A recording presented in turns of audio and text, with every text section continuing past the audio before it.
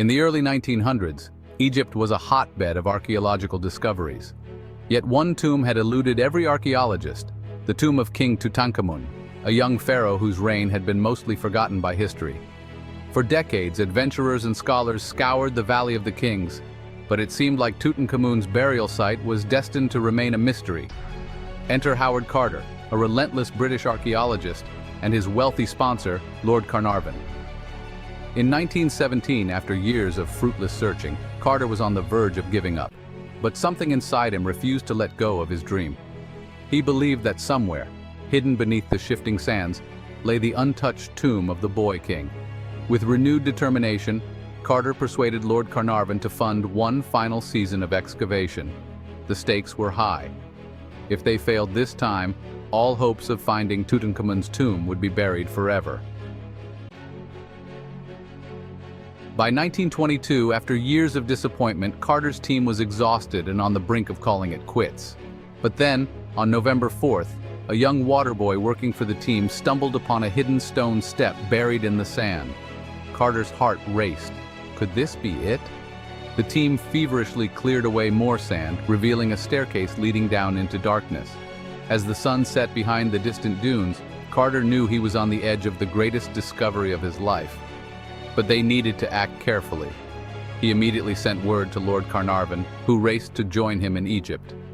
Days later, Carnarvon arrived, and the two men stood before a sealed doorway that had remained undisturbed for over 3,000 years. In the flickering light of torches, Carter made a small hole in the doorway and peered inside. What he saw left him speechless. When Carnarvon anxiously asked, "Can you see anything?" Carter whispered back, "Yes, wonderful things." The sight that met Carter's eyes was beyond anything he could have imagined. Glistening gold, statues, and mysterious artifacts filled the room. The tomb was packed with treasures that had been untouched by time.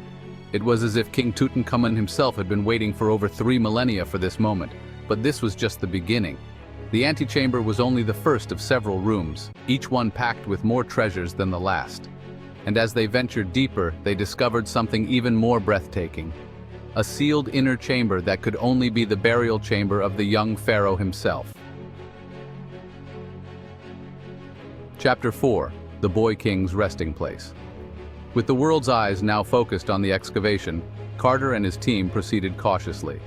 On February 16, 1923, they opened the sealed burial chamber. As the heavy stone door swung open, the air was filled with the scent of ancient incense. Before them lay the sarcophagus of King Tutankhamun, encased in layers of gold and adorned with intricate carvings. But there was one final discovery that left everyone awestruck. A solid gold coffin containing the perfectly preserved mummy of the boy king. Tutankhamun's golden mask, with its serene expression and piercing eyes, became an iconic symbol of ancient Egypt. The treasures within the tomb were unlike anything the world had ever seen. There were chariots, thrones, and a vast array of jewelry and weaponry, all preserved in stunning detail. Carter had not only discovered a pharaoh's tomb, but had unlocked a time capsule that provided an unprecedented glimpse into the life and death of ancient Egyptian royalty. Chapter 5. The Curse of the Pharaoh. But as news of the discovery spread, whispers of a curse began to circulate. Soon after entering the tomb, Lord Carnarvon fell ill and died under mysterious circumstances. Newspapers around the world claimed that the curse of the pharaoh had struck him down.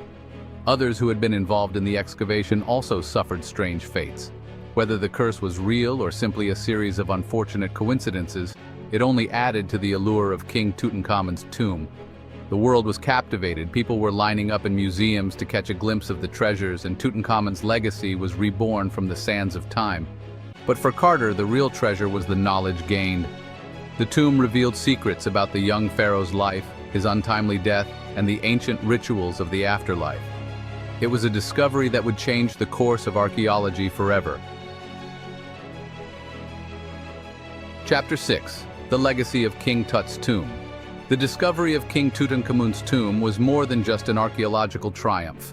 It was a turning point in our understanding of ancient Egypt.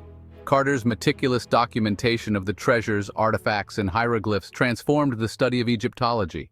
Even today, nearly a century later, the treasures of Tutankhamun continue to fascinate the world. But the question remains, was the curse real? Or was it simply the imagination of a world hungry for mystery and adventure? The story of King Tut's tomb, with its glittering treasures and tales of curses, remains one of the most captivating stories in history. If you were as captivated as we were by the incredible journey of Howard Carter and the discovery of Tutankhamun's tomb, hit that subscribe button. We have more legendary discoveries, untold mysteries, and hidden treasures to uncover in our next video. Don't miss out on our next adventure through history.